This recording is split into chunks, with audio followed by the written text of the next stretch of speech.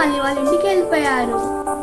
ఈ కథ యొక్క నీతి ఏమిటంటే మనం ఎప్పుడైనా బుద్ధితో ఆలోచించాలి, బలంతో కాదు అని మనకి చిన్న కథ నేర్పించింది.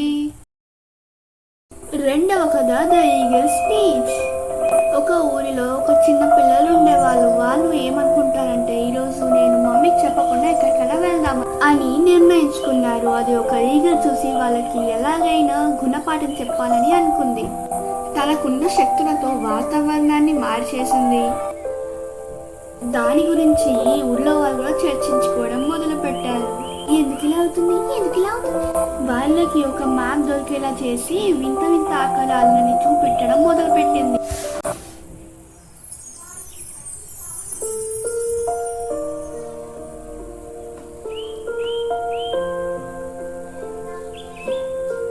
అలా చూపించాక వాళ్ళు ఇంకా ఎక్కడికి వెళ్ళకూడదని నిర్ణయించుకున్నారు. ఈ విధంగా వాళ్ళు ఇంకా ఎప్పుడు వాళ్ళ పెద్దవాళ్ళతో చెప్పకుండా ఎక్కడికి వెళ్ళేవారు కాదు. ఇంకేంటి, వాళ్ళు ఇంకా వాళ్ళ ఇంటికి వెళ్ళిపోయారు.